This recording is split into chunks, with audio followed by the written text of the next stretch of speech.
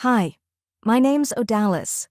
My parents told the whole town I was a mail-order bride who got rejected at the station.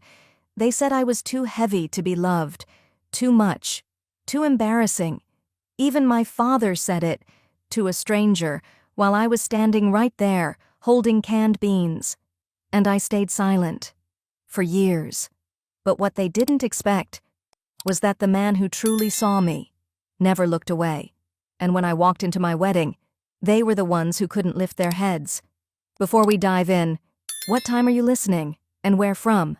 Drop it in the comments, because this story, it might echo something they made you feel too. It was a Sunday morning like any other in our family. Oversized platters, mismatched coffee mugs, and conversations that drifted toward things no one actually wanted to say out loud. The air smelled like cinnamon rolls and powdered sugar, but beneath it, something bitter always lingered. We were all seated around the long, scratched-up oak table in my parents' dining room. The wallpaper had faded, but the tension hadn't. I was wedged between my cousin Lacey and the window that hadn't opened properly in years. My plate was the only one with a napkin tucked under the fork, because I'd placed it there myself. Small rituals. They helped me stay quiet. Mom raised her glass of orange juice and said, "Let's toast to Zinnia's upcoming bridal shower. God knows she earned it. Unlike some people, she's got self-control." Her smile was sweet as syrup. Everyone laughed. Dad gave a low chuckle, barely looking up from his plate. Zinnia flipped her hair and shot me a look like I was a mosquito buzzing in her ear. I forced a smile, tight, practiced. I didn't say anything. I just stared at the gravy pooling next to my biscuit, wishing I could disappear into it. Someone passed a dish I didn't ask for. I nodded, said thank you, and tried not to breathe too loud. Then came the comment that tied a neat bow on the whole performance. "You still hear from that rancher guy?" It was Cousin June. Her voice syrupy, but the edge was sharp. "The mail-order one? Poor guy probably thought he was getting a Daisy Duke, not all this."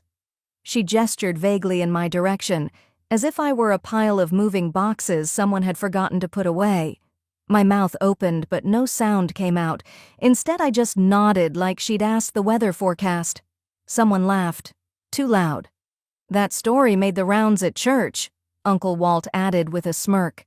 "I mean, you got sent back like a bad shipment. That's a first for Dry Creek." I felt the words like paper cuts across my skin, thin, mean, and precise. I pushed my chair back slowly. Not dramatic. Just enough. No one stopped talking. No one asked if I was okay. No one even noticed me leave. I went upstairs to what used to be my bedroom. Now it was storage. Boxes of holiday decorations, dusty baskets, old sewing patterns my mom probably hadn't touched in years. But the light still came through the curtains in the same soft way it did when I was 10. I sat on the edge of the bed and looked around. My old dresser was still there, but the mirror was gone. I opened the top drawer without thinking. Inside was a bundle of linens, some yellowed, some fraying. At the bottom, wrapped in a worn piece of muslin, I found it. The napkin. It was the first one I ever embroidered, a little rose in one corner. Crooked, overstitched, but still intact. I pressed it into my palm like a bandage, though nothing was bleeding. Not yet, anyway. I used to think staying quiet was a kind of loyalty. That silence meant grace. But maybe it just made it easier for them to forget I was there. Downstairs, a door slammed. I heard the familiar clack of heels on hardwood. Zinnia's voice floated up the stairs, light and cold. "You really thought he was gonna marry you? That's the funniest thing I've heard all year." She paused at the bottom of the steps, then added, "No offense, just be real." I didn't reply. I just sat there, holding the stitched napkin, wishing it could sew up everything they'd torn inside me. I folded the napkin and placed it gently back into the drawer where I'd found it. No dramatic slams, just careful movements, like I was afraid even the fabric would judge me. The hallway smelled like lemon polish and old memories. I walked past the family portraits without glancing at them. Zinnia in her homecoming crown, Daryl holding a fishing pole, Mom wearing pearls she only ever wore for church photos. I wasn't in any of them past the age of 15. By the time I stepped outside, the morning air had shifted. The sun was higher, catching on windshields and church signs. I wrapped my coat tighter and took the long way to the grocery store, cutting through the town square to avoid passing the cafe where Zinnia usually held court. I should have known that detour wouldn't save me. Two women stood near the war memorial, mid-conversation, holding coffee cups with church logos on them. I recognized their faces, Mrs. Langford and her sister. They never made eye contact with me at service, but they always found ways to mention my name when they thought I couldn't hear. "She stood at the station for hours, bless her heart," one of them said, her voice just a little too loud to be innocent, "in that thin coat and everything. Shame about her figure, though. No wonder he changed his mind." "Some girls just don't understand subtlety," the other replied, sipping from her cup. "Delicate girls win. Always have. He probably expected someone softer." I stopped walking. My heel caught on a crack in the sidewalk, and for a second I thought I might fall, but it wasn't the crack. It was the weight of that word. Delicate. They didn't notice me standing there. Or maybe they did and just didn't care. That was the thing about women like them. They were never cruel outright, just surgical with their words. The grocery bag on my arm suddenly felt heavier than it should have. I didn't move. My chest tightened. My throat itched to speak, but nothing came. I turned and walked the rest of the block in silence, the pavement echoing underfoot like it was laughing with them. The flashback hit hard and fast. I was back on that platform. Dry Creek. The snow wasn't falling. It was slicing sideways, sharp and fast. I'd arrived with one suitcase and a folded-up piece of paper where Jedediah Turner had written his address.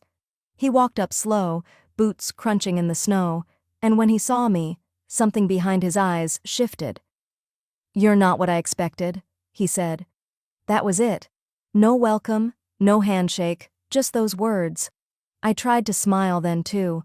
I remember thinking, maybe I can change his mind, maybe if I'm useful, maybe if I'm kind, but he didn't ask me anything, just loaded my suitcase into the wagon like he was hauling grain. I stayed in that barn loft 2 nights. The second night, he brought me a bowl of soup and said, "There's a boarding house in town. I'll cover the week, but after that..." He didn't finish the sentence. By the third morning, I was back at the train station, the snow soaking through my boots and into my socks. I sat on a bench that stung with cold, no return ticket in my hand, just that suitcase and the silence of everyone I had once called family. No one called, not even my mother. Back in the present, I stepped onto the porch of Mom's house later that afternoon, grocery bags in hand. She'd asked for buttermilk and flour, claimed she wanted to make scones for the neighbor. I knew it was just another reason to keep me busy, and quiet. Zinnia arrived minutes later in a champagne-pink dress that hugged her like it had been custom-stitched. Her hair was pinned back in a perfect twist, not a strand out of place. She waltzed into the living room like she owned the oxygen. "Guess what?" she said, tossing her phone onto the couch beside me. "I'm going to be a bridesmaid. His bridesmaid." I blinked, slow. "His?" She smiled like it was the most natural thing in the world. "Jedediah. Small world, huh? He said he wanted someone elegant, someone who could help him spot the right look. I told him I'd help him pick one." I didn't say anything. My eyes drifted to her phone screen. It was a photo, her standing in front of that same train station where I had once waited, her coat the exact shade as the one I wore that day, except she was laughing, arms linked with Jedediah like they were rehearsing for a catalog. The caption read, "Sometimes second chances come dressed better." I didn't cry. I didn't speak. I just looked at that photo and thought, she's standing where I once stood, but no one will remember that part. In that photo, she stood where I once did, same station, same coat color, different ending. Maybe that's the real lesson. Some girls are built for display. Others are stitched for use and then forgotten. But that night, as I stitched the hem of someone else's dress for extra money, I realized something I'd ignored for years. That evening, after finishing the hem job, I wiped my fingers clean on the threadbare towel by the sink and turned off the machine. The whir of the needle had been a kind of comfort, but the silence afterward felt heavier than it used to. I poured myself a glass of water, let it sit on the counter, and instead just stood there in the dim kitchen, listening to the house settle like an old spine cracking. The next day, late afternoon sun bled through the blinds as I stood over a mixing bowl, elbow deep in flour, helping Mama prep for Sunday. The air smelled like nutmeg and something burnt clinging to the oven walls. She moved around the kitchen with the kind of grace that made her seem capable, even when her words cut. She handed me a stack of cornbread tins to grease. "Zinnia's coming by later to try on the dress again. It's still a little tight, but she'll squeeze." I didn't respond, just reached for the shortening. A few minutes passed before I asked, softly, casual enough to seem like I wasn't clinging to the answer. "Whatever happened to Grandma Eula's silver necklace? The one in the cedar box? I haven't seen it in years." Mama didn't pause. Not right away. She kept whisking her buttermilk mix, but her voice dipped, smooth and offhand, like she was talking about who borrowed a pie plate. "Oh, that. I already gave it to Zinnia. She'll wear it for the engagement shoot. Goes better with her neckline." I didn't ask another thing. I just nodded, stirred the batter, and focused on the sound of the spoon scraping the bowl.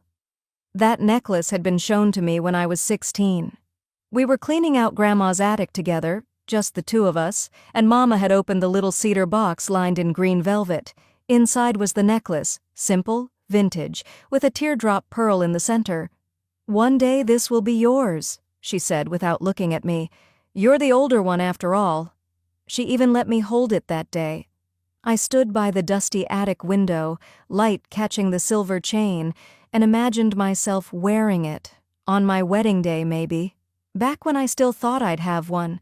Back when I thought older meant first, not discarded. Now Zinnia would wear it in pictures that would make their way into town newsletters and fridge magnets. People would see it and say, "Wow, what a lucky girl." They wouldn't know it was mine, that it had ever been meant for me. But somewhere along the way, when I'd become the one who got sent back, I'd also been erased from every script my family had once written me into, quietly, completely, and they hadn't needed to say a word. Later that evening, I found Mama in the kitchen again, wiping down the silverware, giving everything a little polish before Sunday. She had her glasses pushed up to her forehead and a dish towel slung over one shoulder like she'd earned some battle medal. I leaned on the doorframe, arms crossed, trying to keep my voice even. "That necklace, it was supposed to be mine." She glanced up. "Well, honey, Zinnia's the one who'll actually be seen, you know. You wouldn't want to draw attention to yourself." I held her gaze for a long moment. My face stayed still. But inside, something gave way, like a seam under too much tension. I didn't argue. I didn't explain how many things I'd already swallowed in this house. I just turned and walked out, pushing open the back door like I'd done 1,000 times before.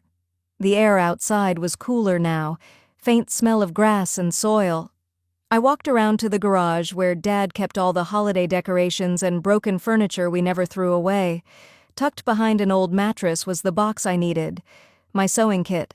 I carried it inside and set it on the table in my room, opened the lid, and reached for a folded scrap of green silk. It wasn't valuable. It wasn't even part of a project. But it was mine. The color reminded me of Grandma's cedar box lining. The texture felt like a whisper. If I'm not going to inherit anything, I thought, unfolding the silk across my lap, I'll make something of my own. The necklace had been promised to me, but promises fade faster than value when beauty enters the room, and as I pressed the foot pedal on my old machine that night, it finally hit me. I had stopped expecting anything from them a long time ago. The next morning, I set out early to pick up some canned peaches and flour from the local grocery store. I didn't expect to run into anyone I knew. That store had always been my quiet spot, fluorescent lights, slow-moving carts, and old folks reading labels like they were contracts. I was in aisle 3, comparing prices on baking soda when I heard his voice, familiar, steady, laughing too loud for the size of the store. Daryl, my father. He was talking to someone near the canned beans, one of his old co-workers, I think, a man I'd seen once or twice at 4th of July cookouts, the type who always said, "You're looking healthy," like it was a compliment. And there was my father, clear as day. We tried, but she's difficult, still blaming us for that mail-order mess. Can't help someone who doesn't want to help herself. I froze, not because I thought it wasn't true, but because it was him saying it, in public, like I was a burden he'd carried for too long and now felt entitled to lay down, right there between the Goya cans and the dog treats. I ducked behind the nearest shelf. My heart thudded so loud I was sure they'd hear it. "She needs to move on," he added. "Zinnia's doing great. She's always been the one with potential. Folks like seeing her win." They chuckled. Then a cart rolled. The moment passed, but it had already split something inside me wide open. I stood there for a while after they walked off, just stared at the cardboard boxes of elbow macaroni, each one looking more stable than I felt. Then I left. Didn't get the peaches, didn't get the flour, just drove home. On the way, my mind dug up an old memory, the kind that only shows up when your chest already feels raw. I was 8, maybe 9. I'd had a nightmare about being locked outside the house. It felt so real. I woke up crying. My father came into my room, sat on the edge of the bed and wiped my cheek with his sleeve. "If the world says you don't belong," he'd whispered, "you come home. You always belong here." But standing in that store, hiding behind a tower of sale items like a stranger in my own life, I realized something awful. Even home was siding with the world now. That night, I waited at the kitchen table. I waited until I heard the garage door creak open and his boots scuff across the mat. He smelled like sawdust and motor oil, the same way he had since I was little. I didn't greet him. He sat his keys down, stretched his back, noticed me still sitting there, quiet. "You said I made everything harder," I said, keeping my voice level, out loud, to someone else. He sighed, took his time sitting down across from me. "I was trying to make it less awkward," he replied like it was some kind of mercy. "You're not exactly easy to explain, Odalis." That hit harder than any slap could have. "Explain?" I repeated. He looked down at his hands. "People ask questions. They remember the story. You don't exactly help your own case." I wanted to ask what my case even meant. I wanted to remind him I wasn't the one who shipped myself across state lines, only to be turned into a joke. I wanted to shout, but instead I stood, slowly, quietly. "Thanks for clearing it up for them," I said. He didn't stop me, didn't say my name, just stayed there, pretending to pick at a splinter on the table's edge, like it was somehow more urgent than his own daughter's grief. I walked upstairs and into my room, still half filled with boxes Mama never bothered unpacking after I moved back. The corners smelled faintly of lavender and regret. I pulled my quilt from the end of the bed and wrapped it around my knees. It was old now, but I'd sewn it by hand during the fall I turned 25. Each square meant something, the floral one from Grandma's apron, the red checkered one from an old holiday tablecloth, the pale blue from a blouse I used to love before someone said it made me look broad. I pressed my lips into the fabric and sat there in the dark. They were all quietly voting me out, I thought, one conversation at a time. And soon they'd do it loud enough for the whole town to hear. I kept thinking it couldn't get worse, that somehow if I just stayed out of the way, kept my head down, kept helping where I could, maybe they'd come around, maybe they'd remember who I used to be to them, before the station, before the silence, before the shame became easier to pass off as mine. But no. That morning in the kitchen proved just how far gone we were. The sun had barely broken over the trees, casting soft gold light through the blinds. I'd walked in to grab my coffee. Vera and Zinnia were seated at the island, laptop open, bridal binders spread wide like a holy text. Zinnia was rattling off numbers, guests, meals, flowers, her voice cool and measured like someone who'd been planning her future her whole life. Vera looked up and smiled that performative smile she saved for church committees and HOA meetings. "Let's not make this awkward," she said, with a butter knife in one hand and her tone dipped in syrup. "It's probably best you don't attend." Just like that. Not a suggestion. A sentence. A final decision delivered like it was in my best interest. Zinnia didn't even pause, didn't look at me. She clicked her mouse and said, "You understand, right? People talk." I stood there, mug still warm in my palm, fingers curled too tight.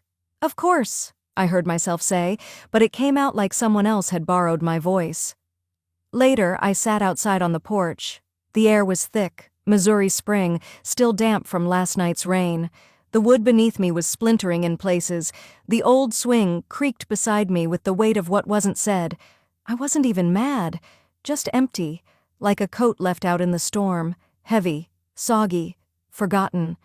I thought about all the birthdays I'd baked for Zinnia, how I stayed up until midnight in high school sewing rhinestones onto a second-hand dress she'd wanted to wear to homecoming, the way she'd twirled in the mirror, gasping, "I actually feel pretty."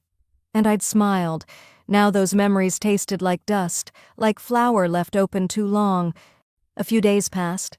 I went about my routine like I always did, quiet shifts at the bakery, folding boxes, kneading dough, piping icing while trying not to picture wedding cakes, but the town had its own way of making sure you didn't forget what you'd lost.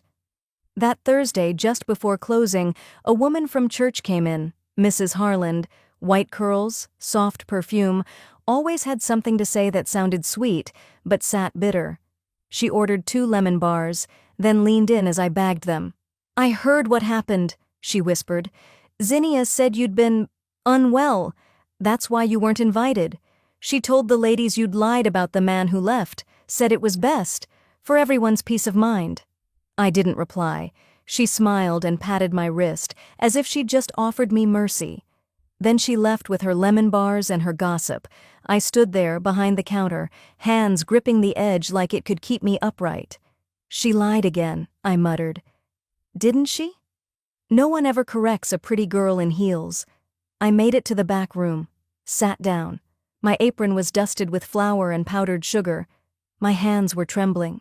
I looked at the microwave door across from me. Its surface was scratched and smudged. My reflection warped like a bad dream. My face stretched, bent, almost unrecognizable. "If I disappeared," I whispered, "they'd call it a relief before they called it a tragedy." But not everyone looked at me like I was a mistake. 2 days before Zinnia's wedding, I was in the back of the bakery, arms wrapped around a 25-pound bag of flour, trying not to let it win. The morning was already sticky, the kind of Missouri humidity that made even shade feel like soup. My palms were slick, my patience thinner than parchment. "Need help with that box?" a man's voice asked, steady and low. I looked up, clipboard in hand, sleeves rolled, calm eyes behind square glasses. I'd seen him a few times. Delivery coordinator, I thought. Never said much. "It's heavier than it looks," I said, trying to shift the weight to my hip. He didn't smile like most men do when they're about to make a joke at your expense. Instead, he said, "So are most things worth holding?" That stopped me. Not the words so much as the way he said them, like he actually meant it, like he might know. He took the flour without ceremony, set it inside near the shelves, and nodded once before walking off. No small talk, no lingering. Just help. That was the first time I noticed his name stitched on his shirt. Merrick Sloan. The next time I saw him, it was the morning of Zinnia's wedding. I'd started baking early. The kitchen was quiet except for the hum of the mixer and the clink of metal bowls. There were no invites with my name, but the bridal cake still had to be made. I wasn't on the guest list, but I was still part of the labor. By late morning, the bakery smelled of vanilla and almonds. I had just pulled the cranberry tarts from the oven, Zinnia's favorite, though she'd never said thank you. The back door creaked. "You made that tart again?" Merrick asked, walking in without disrupting the quiet. I nodded. "One left." "Then I guess that means it's mine." We didn't say much after that. Just sat on the back step, him with the tart, me wiping sugar dust off my pants. Every now and then, he'd glance at the street and then back down, as if giving me space to speak if I wanted to, but not demanding it. I didn't explain why I wasn't in a dress or at a table with name cards and champagne flutes. He didn't ask, and that made all the difference. Later that afternoon, I was restocking the front when I heard it. Low voices, casual like wind through blinds.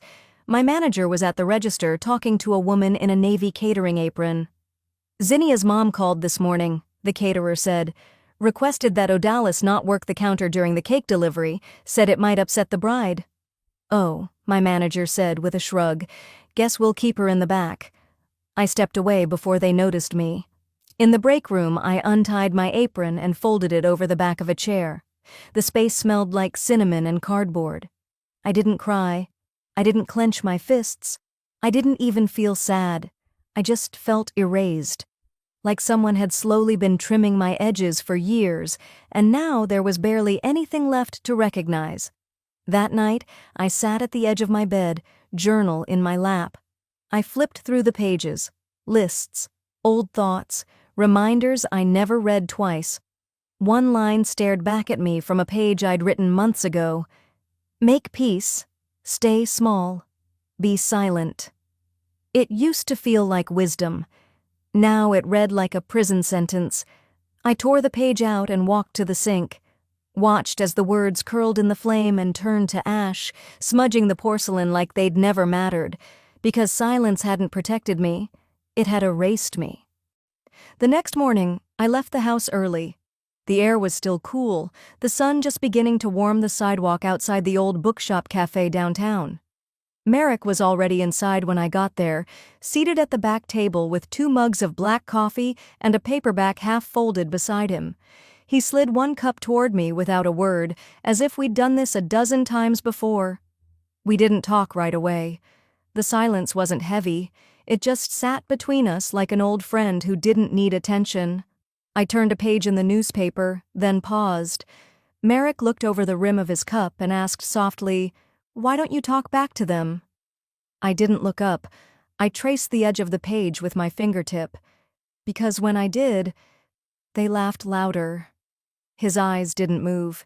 He didn't flinch or press. He just nodded, like he understood the shape of exhaustion. The kind that sits in your bones, not your voice. That sentence stayed with me all day. Later that afternoon, I walked into the hallway outside my bedroom and stared at a photo of me taped crookedly on the wall. I was maybe 13, hair too long, teeth a little crooked, but my smile was wide, full of unknowing hope. Back then, I thought if I just got things right, if I could shrink myself, make fewer ripples, bake the perfect cake, keep quiet, I'd earn a seat at the table, their table. But all they ever needed was a mirror, and I wasn't willing to reflect their image anymore. By the time dusk set in, the porch light clicked on, flickering slightly from a loose bulb. I stood at the window, staring out past the hedge, when the phone rang. I let it ring twice before answering. Vera's voice was crisp, the same voice she used to speak to bank tellers and choir ladies. "Zinnia's worried you'll make a scene." I wasn't invited. That's not the point. It's about dignity, Odalis. It's about knowing your place. There was a pause. I didn't fill it. She sighed. "You're going to die bitter, Odalis. You think being alone is noble. It's just pitiful." I should have said nothing. That had been the rule for years. Stay small, stay silent. But something shifted in my chest, like a key finally turning.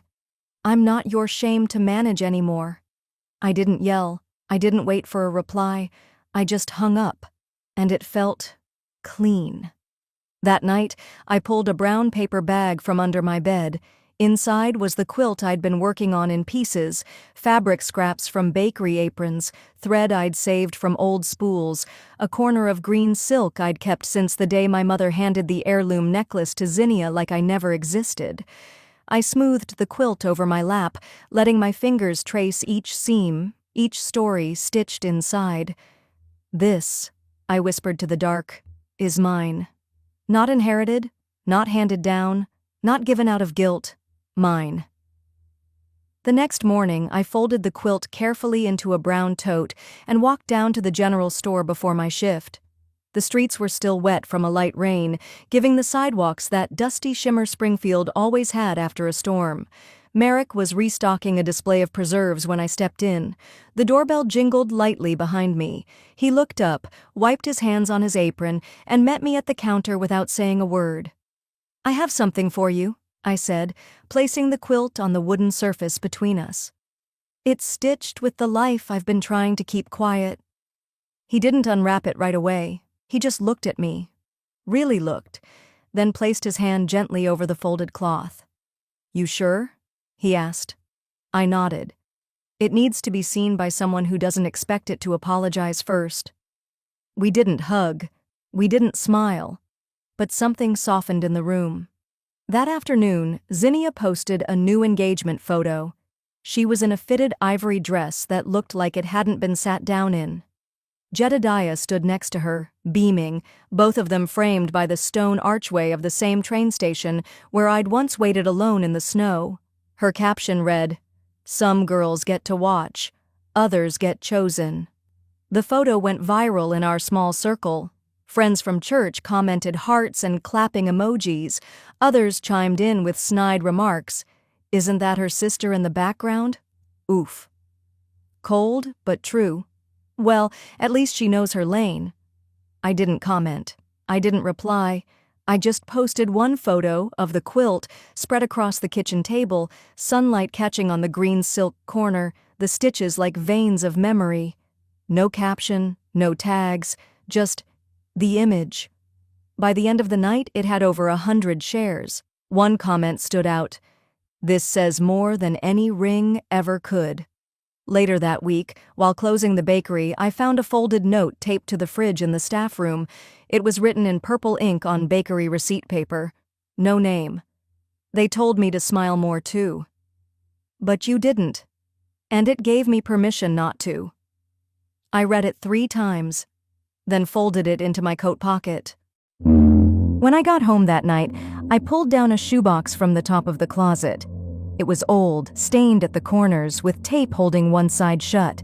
Inside were all the letters Jedediah had sent after he left me at the station. Unopened. Stamped, "Returned to sender, but sent anyway." I took the box outside to the fire pit behind the house. The moon was high and sharp. One by one, I fed the letters into the flame.